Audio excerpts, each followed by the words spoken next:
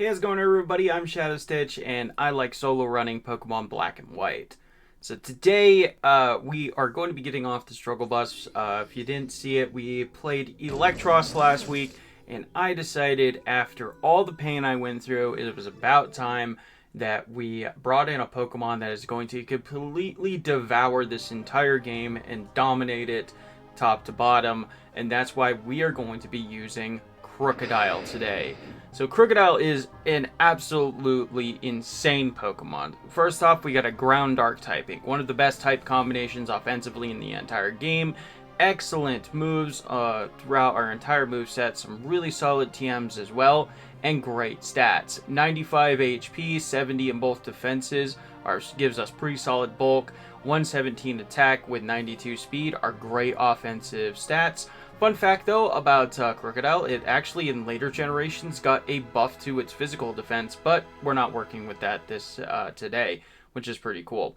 Moxie though is definitely the big selling point of this Pokemon. Anytime we knock out a Pokemon, we will gain a attack increase by 1 stage. So we snowball incredibly fast, and that is just absolutely fantastic. So Krookodile is going to be an amazing Pokemon, but we do have to evolve up into it.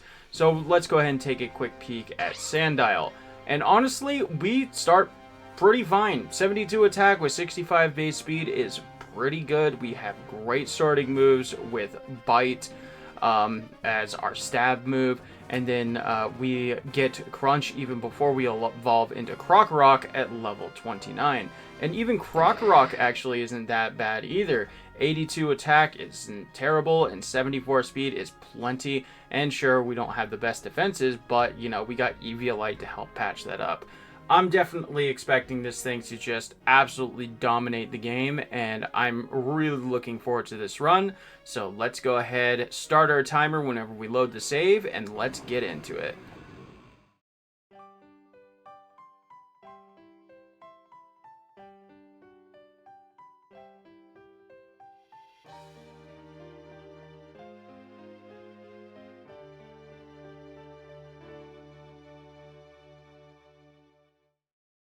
As always, we preload our starter into the run before we even take a Pokemon out of the box.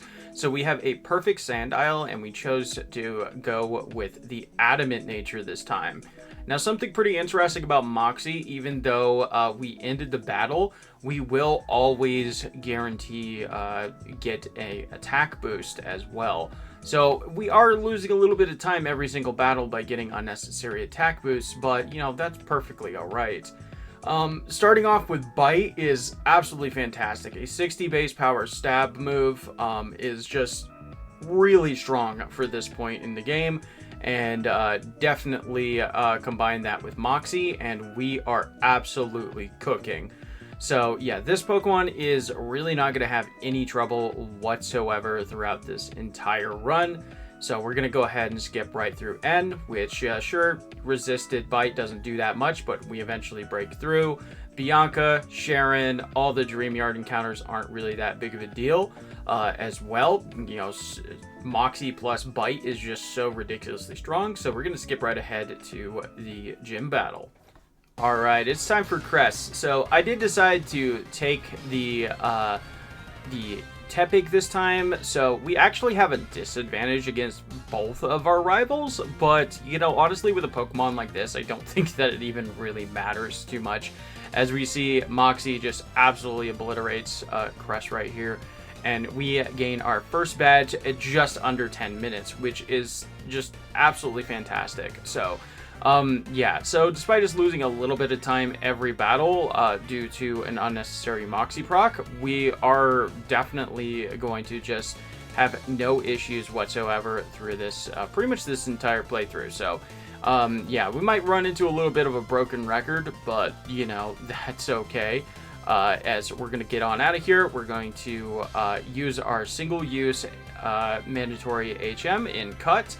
And I also teach workup over on our Pansage and try to put it into the first slot, because we do have a mandatory double battle later on that is pretty nice. So But yeah, there's no real issues here with the plasma grunts, so we're gonna go ahead and skip right ahead to our next rival battle in Sharon. So yeah, Sharon is definitely closer to our level now, but you know, that doesn't really matter. We actually have a medium slow growth rate, which is arguably the best growth rate for solo running, because we actually level up relatively quickly early on. And as you can see, even resisted, that doesn't even matter. They even pulled a water gun off of the assist, and that doesn't even really matter too much, which is just absolutely fantastic. So yeah, we're gonna run through Pinwheel Forest, but you know, while I'm here, I'm actually going to talk about my HM users. So this is pretty much the run where I finalized the way that I wanted to use HM users. In the Wellspring Cave here, we can grab a Woobat and a Roggenrola, and we did actually encounter those back to back, which is just great. You know, saves a lot of time, so we're not wasting a lot of time there. Also in the cave here, we are able to use our Dusk Ball to full effect, which is really nice. And we can catch for the Woobat for Fly and the Roggenrola for Strength, which is really cool. And skipping all the way ahead through Nackarine City, where we get the Chesto Berries from Sharon, we can head into Pinwheel Forest as well, and we actually get a first encounter with Timpole too, which is really nice. So we're going to do a little bit of training, and then it's time for N in front of the gym. So we got level 19 after all of our training, which is really nice. Pidove is really going to cause no issues whatsoever. And we get the Moxie train going right off the bat. As Timpole comes out, it's super effective, but that doesn't even matter. Now we're at +2. Timber, easy 2-shot. Low kick does absolutely nothing. And there we go. Just goes to show you just how powerful Moxie is as an ability. So absolutely worth it. So our other ability option is Intimidate, and Intimidate is a fantastic ability, do not get me wrong, but you know, being able to only affect the lead Pokemon and not giving us any kind of benefit of our own, I do think that Moxie, despite the little bit of time loss that we get, is definitely worth it 100%. Because we're just going to be able to plow through this entire game. So we're going to take on our gym trainers right here. No real issues here whatsoever, as per usual. And then it's going to be time for Lenora. So Lenora actually does cause a little bit of issues for us, because of course she does start with Intimidate, giving us an attack drop from the start. And as you see, Takedown actually does a lot of damage, and we actually take our first blackout here, or our first reset here, since we didn't even gain any experience. So yeah, you know, we are still taking a ton of damage, and we are at least going to have to 2-shot this Herdier. So we're just going to keep giving this a try. We don't actually have too many more trainers left in the area, at least nothing really that close. So we're going to keep giving this a go. I'm going to leer this, and we do get put to sleep, take a massive hit, but Sandile clutches it out, wakes up immediately on the following turn, and we are actually able to get the dub there. So only one reset, not too bad. Definitely could have been a lot worse with a lot of more resets there if she chooses to just straight up attack, but thankfully she likes to waste our time a lot with stuff like hypnosis and leers and stuff, so that's really good. So definitely very solid for Lenora right here, because she can definitely be a major roadblock a lot of the time. So we're going to run through Pinwheel Forest now. Not really too big of a problem, but we're also going to battle the trainers here on the bridge once we clear out the forest of the grunts, because there is a rare candy that we're going to want to grab when we come back. And then we're going to cross the Sky Arrow Bridge, head into Castelia City, and we're actually not going to be doing a whole lot of extra stuff here. We're pretty much only going to be grabbing the Eviolite. as we head through, so we can get that boost to our defenses. And then without too much extra time, we're going to be getting ready for Berg. After clearing out the gym trainers, we are really close to level 28 over the next damage rounding threshold and our next move upgrade, but that's okay. We're going to waste a little bit of time here. I was really hoping that Sand Tomb would do a little bit more, but all it does is just kind of push it into healing range as we take a Screech.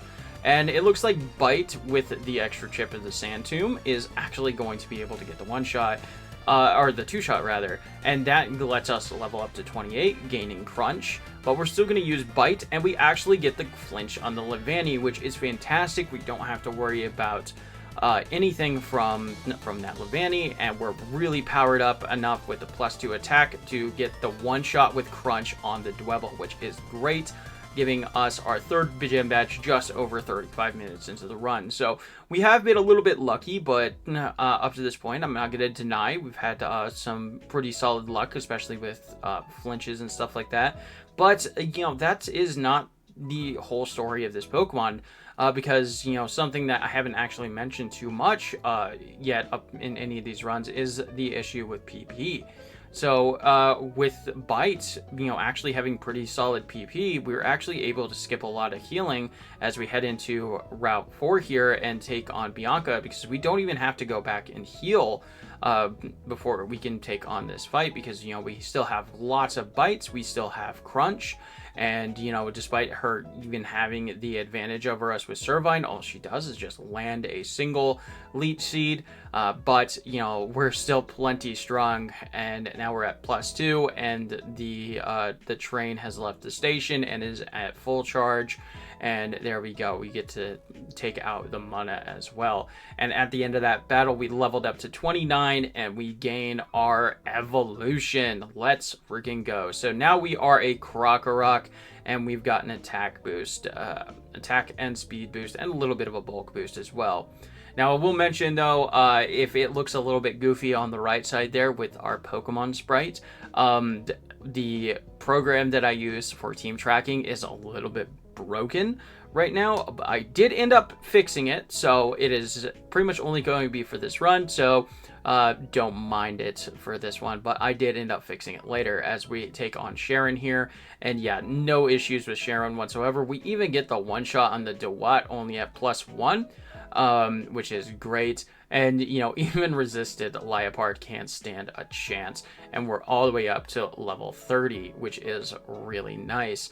So with that, with those two rival battles out of the way, we're going to clear out a couple trainers, grab the TM for Dig over here on Route 4, and then head into Nimbasa City.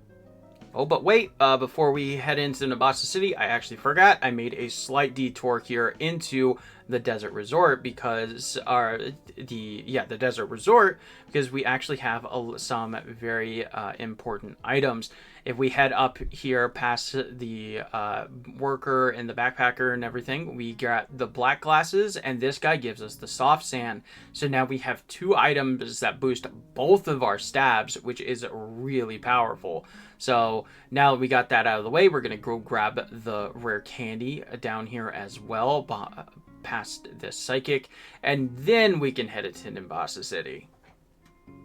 In Nimbasa City, most Pokemon actually get a major upgrade here with Return, but we actually don't need it at this point in the game. We have Crunch, which is significantly stronger than even Max Power Return. So we actually don't really even need Return at this point, which I think is really crazy. This is actually going to be the first Pokemon so far that we have not really appreciated picking up Return in this run. And we've also even skipped Rest, so we are definitely breaking the mold with this Pokemon, and that just goes to show you how absolutely broken it is. So now it's time for our date with N, and yeah, we're going to be battling him after we take a nice Ferris wheel ride. Alright, so it's time for N. He does lead off with a Sandile, so we don't really have a strong move into that except for Dig, which of course is wasting a little bit of time, but that's alright. It's still a really strong move, and it gives us our Moxie boost, and from here we can just start spamming Crunch on the rest of his team. Sigilyph, it's pretty fast, but not fast enough, and there we go. Easy one-shot after that, and now we have cleared out N. And we're also going to be doing the same with the gym trainers.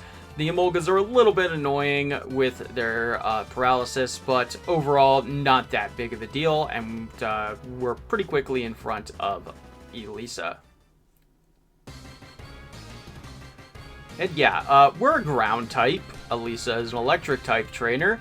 Yeah, even though we do get static turn 1, there really isn't a whole lot that she's going to be able to do with us. A Pursuit does a grand total of 3 damage to us. We don't even have to worry about getting paralyzed off of Dig, as at +2, a Crunch easily one-shots the Zipstrika. And there we go. We have our 4th gym badge in the books just over 45 minutes into the run. We are absolutely flying through this game, which is really nice. So let's go ahead and get out of here. We got one more rival battle with Sharon, and then we can move on to Driftveil. All right, so Sharon, he pretty much has actually switched up his team a lot. So he's actually starting off with the Liepard now. Torment is a little bit annoying, but it's not the end of the world, especially because, of course, we get that attack boost just enough to get the one-shot on the Duat. Oh, we were actually faster. Never mind. We're good. So we could actually just spam Crunch, and there we go. Sharon, once again, no real issue, and neither will be the 2 toddlers that Alder makes us beat up. So we're going to move on to Driftveil City. We fully clear out all of the plasma grunts in the cooler right here, take out a couple of the workers, and just basically this is just EXP sponges for us, because of course nothing is going to really cause any problems. So we're going to get them out of here. We're going to head into the gym. No real issues there as well, and we're just going to be going straight ahead to Clay. Alright, it's time for Clay. He leads off with the Krokorok, so we got a little bit of a mirror match going right here. One Dig is going to come out, and it is actually going to be enough to get the pickup on Krokorok, and we're off to the races right here. Palpito comes out next. It's not fast enough. One Crunch is going to be enough. And then we get to go for a Dig on the Excadrill. Bulldoze actually does not hit you when you're underground, unlike Earthquake, which is very interesting. Definitely maybe a minor oversight, but it's like that to this day. And now we have Clay's badge at under an hour, and we are absolutely cooking. On the way out of town, we actually get to run into Bianca once again as well. She is going to just be minorly annoying. Honestly, I think Bianca might actually be the more annoying of the 2 rivals, because, you know, she does start off with the Intimidate Pokemon, so giving us a minor disadvantage from the get-go. But that's not enough, because she's reordered her team a little bit, and yeah, now we're all the way up to level 38, and Musharna is the last, so 1 bite is going to be enough to just take that out completely as well. And we get the HM for Fly, which is really nice, and we get to move on through Route 6 into Chargestone Cave. We actually get the TM for Bulldoze from Clay, which is going to be very helpful, so we don't have to rely on a 2-turn attack for our ground coverage as well, which is really nice. And then it's time for the Plasma Gauntlet in Chargestone Cave. And in the process of going through this gauntlet, we get to level 40, get the opportunity to learn Foul Play, but we don't really need that right now. It's a very interesting move, though, potentially useful later. But more importantly, we get to evolve up into the big man himself, Krookodile. Level 40, absolutely fantastic for our final form. Very easy to get to. And now we are just pretty much going to devour this whole rest of the game if we weren't already. So Krookodile is going to just completely dominate the rest of these grunts, and then it's going to be time for N at the end of the cave. And guess what? N is, not going to be much of an issue at all. Of course, it does have Boldore. Boldore is kind of annoying. It does have Sturdy, so it's always guaranteed to live one hit anyway. We're not even going to worry about trying to hit it super effectively. But now we got that attack boost, and we are good. Ferroseed, really defensive. Is it going to be able to live? No, it is not. Even 60 base power. Bulldoze is going to be enough to take that thing out at +2, and we are absolutely dominating this game. So yeah, nothing is really going to be standing in our way, so we're going to go ahead and head to Celestial Tower, clear out a few trainers there, give us a little bit of extra experience. Go ahead and ring that bell at the top of the tower and get Skyla back to her gym, and then we're going to follow her right behind her, and it's going to be time for her gym battle. Alright, Skyla time. She leads off with a Swoobat. That's weak to Dark. Not the best play. So one crunch is going to knock it out. Get us to level 43, which is very nice. Swanna, not a bad Pokemon, but not fast enough. And there we go. That's out.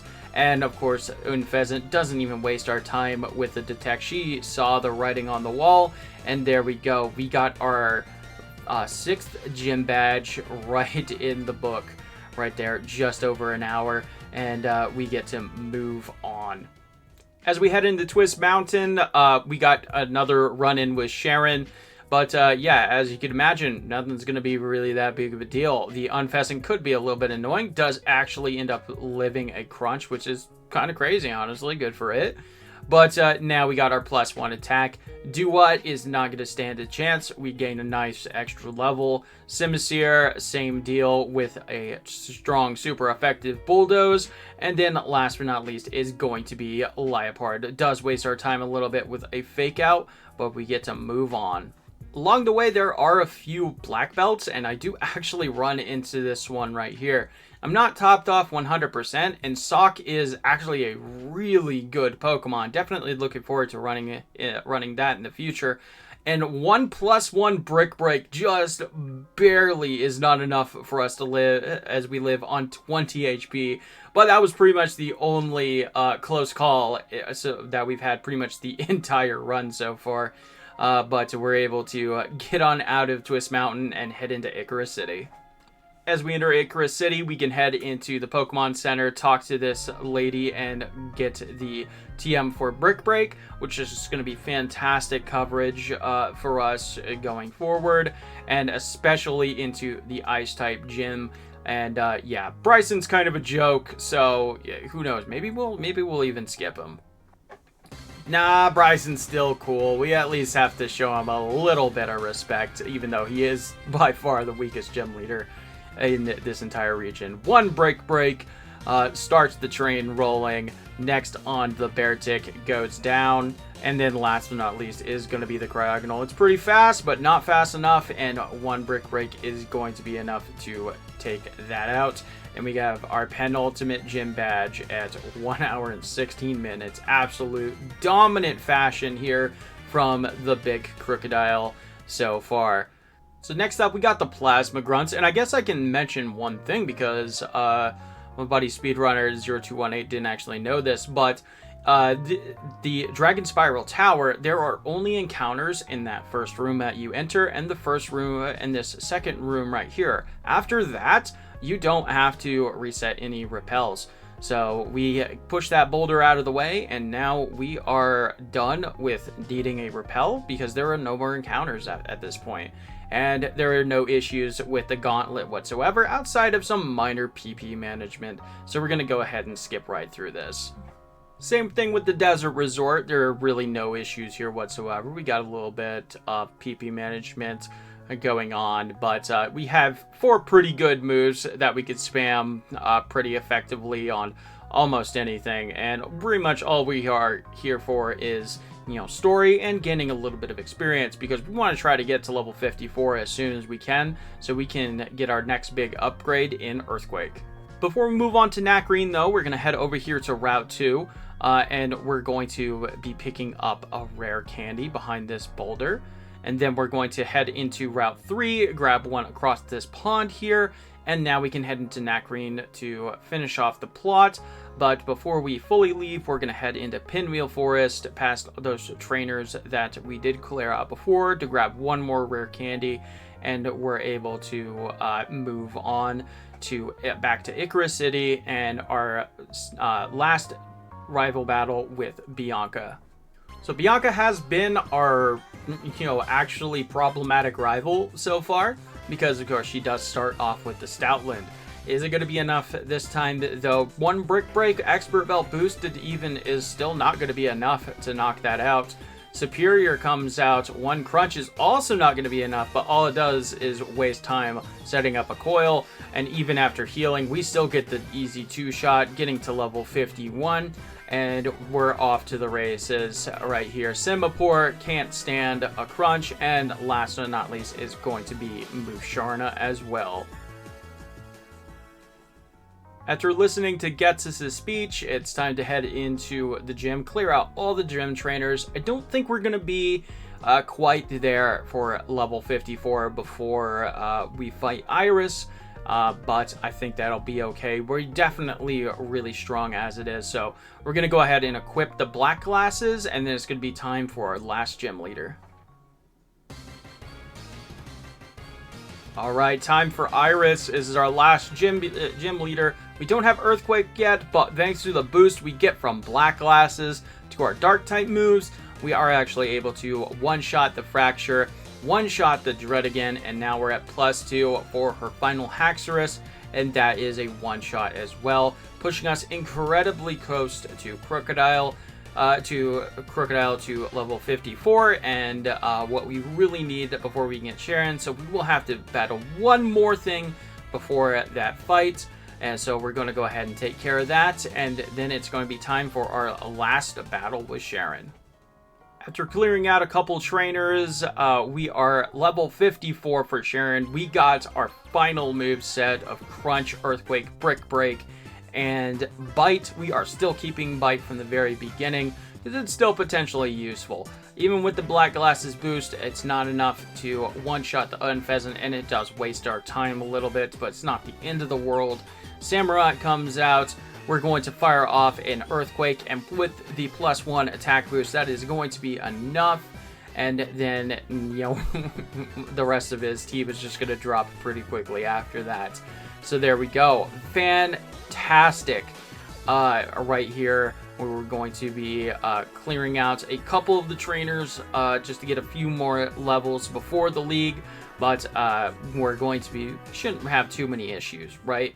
That is until I run into this guy along the way. So he does have a Stoutland. Stoutland's kind of annoying. This one doesn't actually have Intimidate, though. So we fire off one Earthquake. We are running low on our PP, and I actually reordered my moves.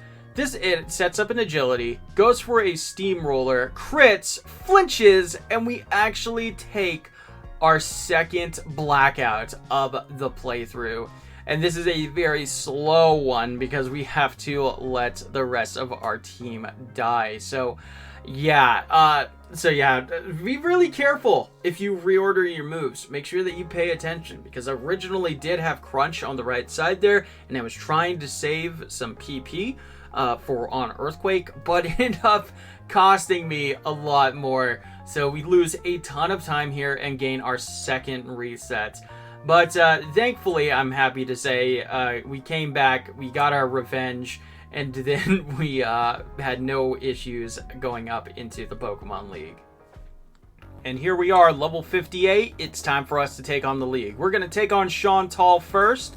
She shouldn't really be too much of a problem. Of course, we are a powerful Dark type. She is a Ghost type trainer. Let's see how it goes. Cofagrigus, of course, leads off. We have Crunch. Sure, we're going to lose our Moxie in the favor of Money, but I don't think that we actually really need it. We're going to get ahead and Crunch. We do get Curse Bodied, but that's not really that big of a deal. Golurk is going to come out here. We have a powerful Stab Earthquake. That's going to be enough to pick up the one-shot there. And then Chandelure comes out last. One Earthquake, super effective there as well, is going to be finishing that off, and no issues. Caitlin's up next, and who would have thought? We actually get to use Moxie this time, and it's even easier. One crunch is going to finish off the Reuniclus. We start the train rolling with the Moxie boost. Sigilyph, pretty fast, not fast enough. Musharna, you're not going to be able to handle this at +2. And of course, last but not least, is going to be the Gothitelle. After we level up to 60, we don't need Outrage. We don't need that at all. And there we go. Gothitelle goes down as well. So Caitlin, no issues whatsoever. Next up, we got our Dark-type brother, Grimsley, leads off with a Scrafty. We got an Expert Belt boosted Brick Break going right here, though, and that's going to easily knock that out. Bisharp, next up. Yeah, that is not a great matchup for you. 4 times effective. Krookodile, a little bit too late there, buddy, to drop our attack. We already got the train rolling. And last but not least is going to be Liepard, wasting our time a little bit with a Fake Out, but it's not really going to be that big of a deal. Last but not least is going to be Marshall. We're actually going to spend all of our rare candies right here to level us up, so we can make sure that with our soft sand, we are actually going to be hitting the range that we need to one-shot his lead throw. We do not want to risk getting a speed drop on us or just taking a powerful, super effective hit. So let's go ahead and get into this. One Earthquake is actually going to hit that range on the throw. Fantastic. Conkeldur's going to come out next, but we have started the engine with the Moxie, and not even the Mienshao is fast enough to outspeed us. And last but not least is going to be the Sock. Of course, it does have Sturdy. We're going to go for Bite. We don't get the flinch, but it just hits a pretty weak Karate Chop. And there we go. It's just going to waste our time a little bit with some full restores. And the league is complete. Just over an hour and 45 minutes. And summons his gigantic castle out of the ground somehow. And it is on us to chase him into it and finish the fight once and for all. So we have nothing really else to talk about. We got one extra rare candy in N's room that we're going to pop pretty soon. And that is pretty much about it. After catching our dragon, we can deny adding it to the team. So we can actually start the battle with our lead Krookodile. And it's time for us to take on N. Either version wouldn't have really mattered here. Reshiram or Zekrom is just going to drop to the Earthquake thanks to our soft sand boost. And there we go. And the train is just rolling right here. Earthquake upon Earthquake. Look at that. That's a Zoroark. Very cool to actually see it disguised for once. We go for a Bite on the Caracasa as well. Does hit a really powerful waterfall. But that's pretty much all it can do other than waste our time a little bit with some more things. So I still think it was worth keeping the Bite on the off chance that I do get the flinch. There really isn't another move that I probably would have preferred in that slot. Maybe Return, but yeah, it's not really that big of a deal. And there we go. N is down after we switch it up to Crunch at the last minute. But we do, of course, have one last fight, and it is going to be against Getsis. So unlike Chantal's Scoffagrigus, we actually can't really afford to touch this one because we do need our Earthquake to hit Earthquake, so we don't take Mummy because we do need Moxie to hit a few important ranges. Not on the Hydreigon though. 1+1 Brick Rake is easily going to be enough. There it is, the Seismitoad. We need our Moxie boost so we can get that one shot on that. And from there, Bisharp is going to be able to just easily drop. One more Earthquake for the Bouffalante. And last but not least is going to be the Eelektross, the Pokemon that put us through so much pain last week. But it just goes down to one crunch, and we get to finish that fight at level 68. Oh, so close to level 69. Almost nice. And there we go. We finish our timing at the end of End's final dialogue when the logo comes up. And this was an absolutely amazing run. Holy crap, this Pokemon is just utterly broken in every regard. And I don't think that a lot of Pokemon are going to be able to beat it. I think that just it's so ridiculously powerful that it's just not a lot of Pokemon are going to have to stand a chance. So we stop our timer. There we go. 1 hour and 54 minutes on the dot. Our first sub 155 time. And, if we cut out a few mistakes, especially around that victory road, it could potentially even go further down. So, not going to be a lot of Pokemon that are going to be topping this result, which is really cool. So, definitely the palate cleanser that I needed. After the absolute torture that was Eelektross last week. So let's go ahead and skip right ahead and see our final in-game time, and then we're going to close this thing out. There we have it, our final in-game time of 4 hours and 41 minutes. I hope you guys enjoyed. This was a ton of fun to play this Pokemon. It's incredibly powerful. If you're ever interested in trying out solo runs, this is a great one to start with. It's just a very intuitive Pokemon. But be sure to come back next week, though, because we're going to be running a less than ideal Pokemon, as we're going to be trying out the regional bird, Unpheasant, and its line in Pokemon Black. So, or Pokemon White, excuse me. Yeah, we don't want to be fighting Zekrom. So, anyway, thank you guys so much for stopping by. I know this one was a little bit samey, but we really needed a little bit of a break after the torture that I went through with Eelektross last week. Thank you all so much for stopping by. Come back next week as we run through the game with Unpheasant. And with that said, thank you all so much for watching. Like, comment, sub, all that fun stuff. I love you all. Deuces.